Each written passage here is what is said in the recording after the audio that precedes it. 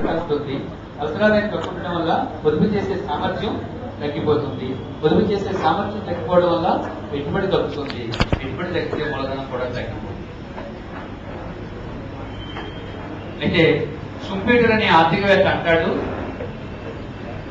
షుంపేటర్ అనే ఆర్థికవేత్త అభిప్రాయం ఏంటంటే, వెనుకబడిన దేశాలలో వ్యవస్థాపనా నైపుణ్యం కలిగిన వ్యక్తులు తక్కువగా ఉండటం వల్ల మూలధనం కొరతగా ఉంటుంది అంటారు. మొదట ఒక కారణం చెప్పాను, తర్వాత ఈ వేరే కారణం చెప్పాను. మొదట మనం చెప్పుకున్నది ఏంటి? వెనుకబడిన దేశాల్లో ప్రజల తలసరాదాయం తక్కువ ఉంటుంది. తలసరాదాయం తక్కువ ఉంటే పొదుపు చేసే సామర్థ్యం తక్కువ ఉంటుంది. పొదుపు చేసే సామర్థ్యం తగ్గితే పెట్టుబడి తగ్గుతుంది. పెట్టుబడి తగ్గితే మూలధనం తగ్గుతుంది. జనరల్ పాయింట్ మన అందరికీ తెలిసిందే. షుంపేటర్ రివర్స్ లో చెప్పాడు ఆయన. షుంపేటర్ ఏమంటాడు? వెనుకబడిన దేశాలలో మూలధనం కొరత ఉండడానికి కారణం ఏంటంటే, ఈ దేశాలలో నష్టభయాన్ని భరించి పరిశ్రమలు పెట్టే ఉద్యమదారులు కొరతగా ఉంటారు. పతికర్తలు 4 కదా: భూమి, శ్రమ, మూలధనం, వ్యవస్థ. ఇందులో నష్టభయాన్ని భరించే వ్యక్తి ఎవడు? వ్యవస్థాపకుడు. భూమికి ఏమీ నష్టభయం ఉండదు. ఎందుకు ఉండదు? భూమి కలిగిన యజమాని వాడకం తీసుకుంటాడు. ముందు వాడకం తీసుకునే భూమిని ఇస్తాడు. గ్రామీణికి నష్టభయం ఉండదు. ఉదయం నుంచి సాయంత్రం వరకు పనిచేస్తాడు, సాయంత్రం వ్యాపారం తీసుకుని వెళ్ళిపోతాడు. మూలధనానికి నష్టభయం ఉండదు. మూలధనం నుంచి యజమాని వడ్డీ చేసుకుంటాడు. నష్టభయం ఎవరికి? వ్యవస్థాపకుడికి. ఎందువల్ల? ఈ 3 ఉత్పత్తి కారకాలని ఉపయోగించి వారిపై పెట్టుబడి పెట్టి వస్తువులు ఉత్పత్తి చేసి మార్కెట్లో పంపించి అవన్నీ అమ్ముడు కాబడితే ఇతరులకు లాభం వస్తుంది. అమ్ముడు కాబడకపోతే నష్టం. నష్టాన్ని భరించేది ఎవరు? వ్యవస్థాపకుడు. వెనుకబడిన దేశాల్లో నష్టభయాన్ని భరించే వ్యవస్థాపకులు, ఎంటర్ప్రెనర్స్, ఆర్గనైజర్స్ తక్కువ మంది ఉంటారు. వీళ్ళు తక్కువ మంది ఉండడం వల్ల మూలధనానికి డిమాండ్ తక్కువ ఉంటుంది. మూలధనానికి డిమాండ్ తక్కువ ఉండడం వల్ల వారు ఇచ్చే వడ్డీ తక్కువ ఉంటుంది. వారు ఇచ్చే వడ్డీ తక్కువ ఉండడం వల్ల ప్రజలు ఎక్కువగా పొదుపు చేయడానికి ఆసక్తి చూపించారు. ఆ యాంగిల్లో మాట్లాడాడు ఈయన. వెనుకబడిన దేశాలలో నైపుణ్యం కలిగిన వ్యవస్థాపకులు కొరతగా ఉంటారు కాబట్టి మూలధనం కొరతగా ఉంటుంది.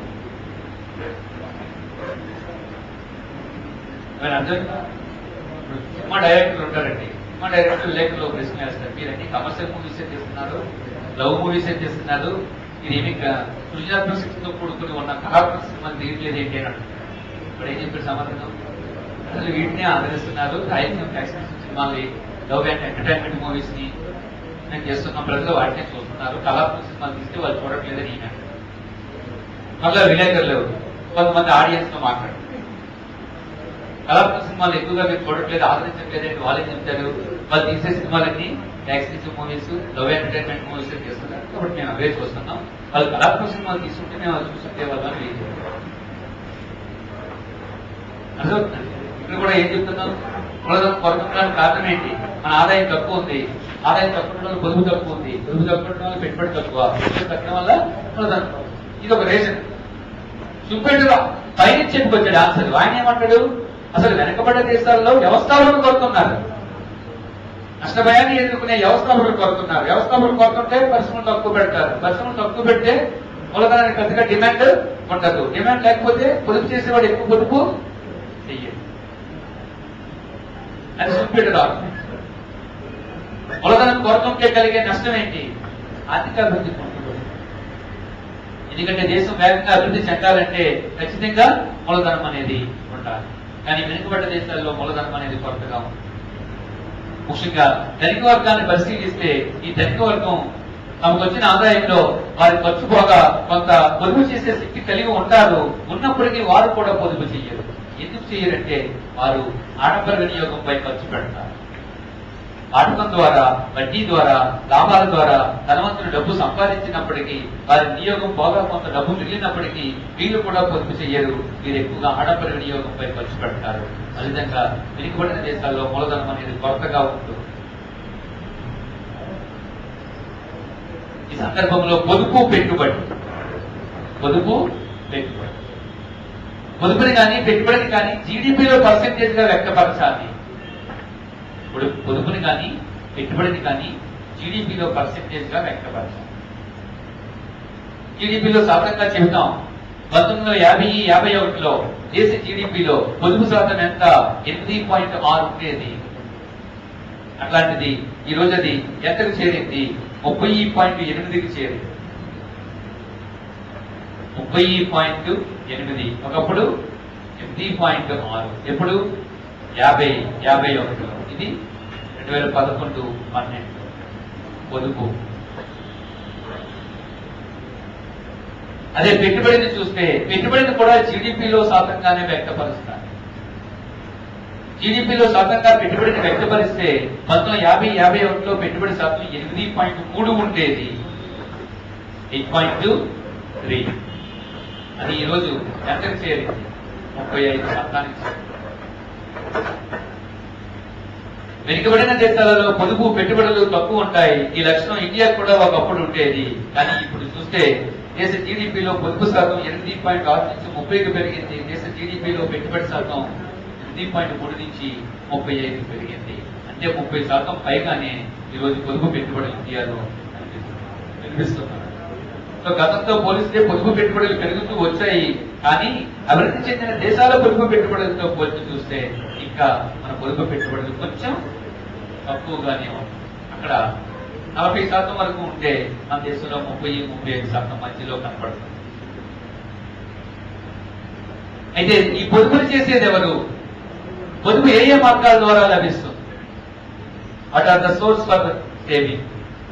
పొదుపులు అందించే వారు ఎవరంటే 3 వర్గాల వారు పొదుపులు అందిస్తారు. ఒకటి గృహ రంగము, 2 కార్పొరేట్ రంగము,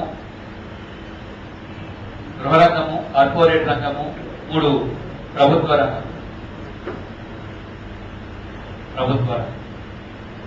ఒకటి గృహ రంగము, 2 కార్పొరేట్ రంగము, 3 ప్రభుత్వ రంగం. ఈ 3 రంగాలు కలిపి పొదుపుని అందిస్తారు.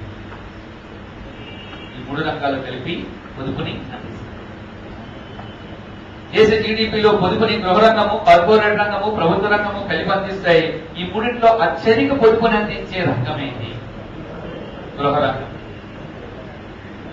హైయెస్ట్ కాంట్రిబ్యూషన్ 30% పొదుపులో సుమారు 23.5% పొదుపు ఎవరిది అంటే మోర్ దెన్ 20% పొదుపు ఎవరిది అంటే ఒక గృహ రంగం. గృహ రంగం తర్వాత సెకండ్ హైయెస్ట్ కాంట్రిబ్యూటర్ ఎవరు?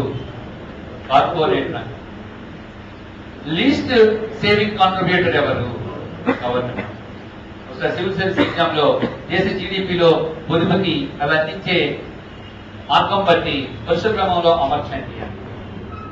దేశ జీడిపికి వివిధ రంగాలు అందించే వాటాలను బట్టి వరుస క్రమంలో అమర్చండి. ఈ 3 ఇర్రెగ్యులర్ గా ఇస్తాడు, మనం వాటిని వరుసగా పెట్టాం. సపోజ్ ఇలా ఇచ్చి 1, 2, 3, 1, 3, 2, 2, 3, 1, 3, 2, 1, 1, 2, 3 అనేది పొదుపులో ఎక్కువ భాగం అందించేది గృహ రంగం, 2వ స్థానం కార్పొరేట్ రంగం, 3వ స్థానం ప్రభుత్వం. ఇదే పెట్టుబడి విషయానికి వస్తే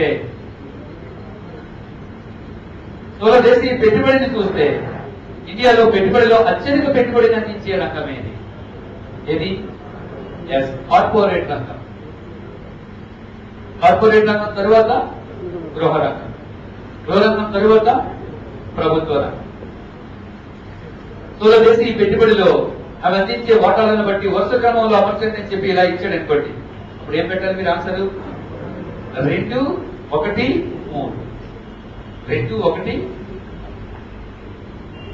దేశీయ పొదుపులో అత్యధిక వాటానిచ్చేది గృహ రంగం కాక దేశీయ పొదుపులో అత్యధిక వాటానిచ్చేది గృహ రంగం కాక దేశీయ పెట్టుబడిలో అత్యధిక వాటానిచ్చేది కార్పొరేట్ రంగం. అయితే అటు పొదుపులో గాని పెట్టుబడిలో గాని తక్కువ వాటానిచ్చేది ఎవరు? తక్కువ వాటానిచ్చేది ఎవరంటే ప్రభుత్వ రంగమే. ప్రభుత్వ రంగం. ఇది 5th పాయింట్. ఇది కూడా ఇంపార్టెంట్ పాయింట్, ఎగ్జామ్స్ లో ఫ్రీక్వెంట్ గా ఉంటుంది. నెక్స్ట్ దీని తర్వాత ఆదాయ అసమానతలు. ఆదాయ అసమానత.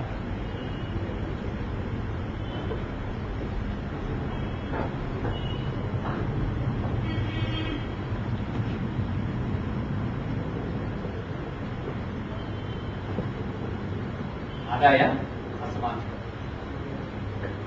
Income inequality. Income inequality. వెనుకబడిన దేశాలలో కనపడే మరొక లక్షణం ఏంటంటే ఆదాయ అసమానత. వెనుకబడిన దేశాల్లో కనపడే మరొక లక్షణం ఆదాయ అసమానత.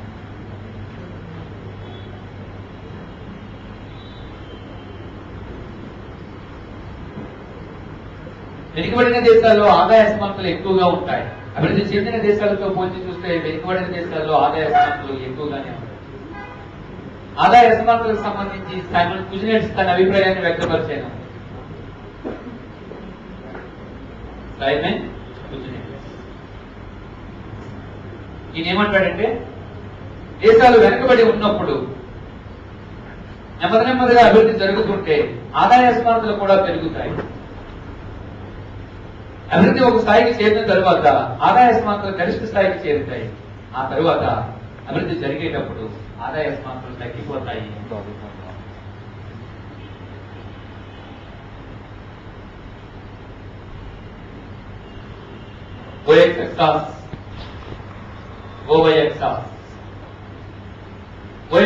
పై అభివృద్ధి స్థాయిని తీసుకుంటాం. ఓవైఎక్సాస్ పై అసమానతల స్థాయిని తీసుకుంటాం.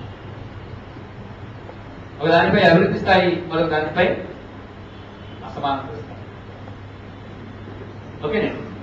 అభివృద్ధి స్థాయి జరిగే కొద్దీ, అంటే ఆర్థిక వ్యవస్థలో ఆర్థికాభివృద్ధి జరిగే కొద్దీ, ఆర్థిక వ్యవస్థలో ఆర్థికాభివృద్ధి జరిగే కొద్దీ అసమానతలు ఏమవుతుంటాయి? పెరుగుతుంటాయి. మొదట్లో అసమానతలు పెరుగుతాయి, ఒక దశకు వచ్చిన తరువాత తగ్గుతాయి. అబ్జర్వ్ చేయండి. ఓఎం తీసుకోండి. ఓఎం అనే అభివృద్ధి స్థాయి వరకు ఏమవుతుంది?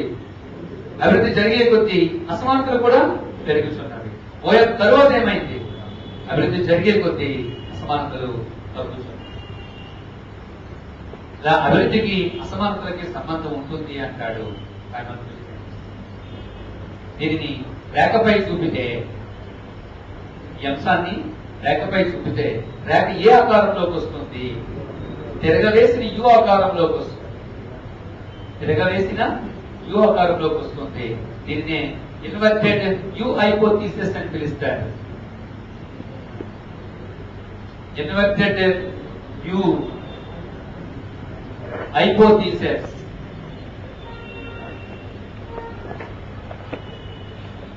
తిరగవేసిన యు పరికల్పన అంటున్నాం తెలుగులో.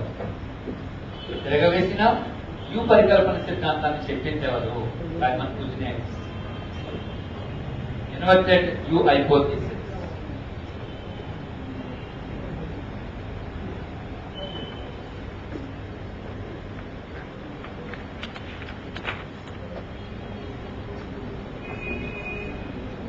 ఓకే, తిరగవేసిన యు పరికల్పన.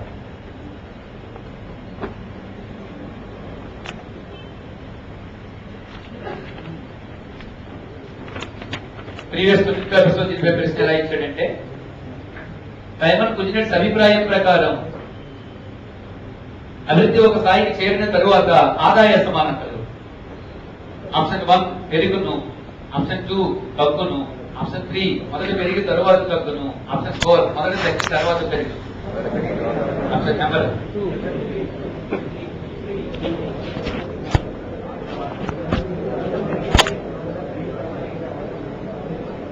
ఓకే, ఇది రైట్ ఆన్సర్. సెకండ్ ఆన్సర్ సరి. ప్రశ్న ఏమని ఇచ్చాడు? సైమన్ కుజినెట్స్ ప్రకారం ఆర్థికాభివృద్ధిలో అభివృద్ధి ఒక స్థాయికి చేరిన తరువాత అని ప్రశ్నించాడు వాడు. అసమానతలు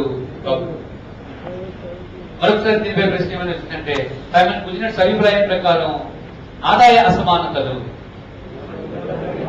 సేమ్ ఆప్షన్స్ ఇచ్చాడు. మొదట పెరిగి తరువాత తగ్గు. కాబట్టి ప్రశ్న సరిగ్గా చదవాలి మనం. అక్కడ వాడు మొదటి నుంచి ప్రశ్న అడిగితే మొదట పెరిగి తర్వాత తగ్గాను అని పెట్టాలి. అభివృద్ధికి ఒక స్థాయికి చేరిన తరువాత, ఒక దశ తరువాత అని అడుగుతాడు. అభివృద్ధి ఒక దశ తరువాత అని కానీ ప్రశ్న అడిగితే తగ్గును అని పెట్టాలి. కొన్ని ఎగ్జాంపుల్ డైరెక్ట్ క్వశ్చన్ ఇచ్చేస్తాడు. ఇన్వర్టెడ్ యు హైపోథీసిస్ సిద్ధాంతం ఎవరిది అని. సైమన్ కుజినెట్స్. ఓకే, అలా బ్రేక్ చదవచ్చు.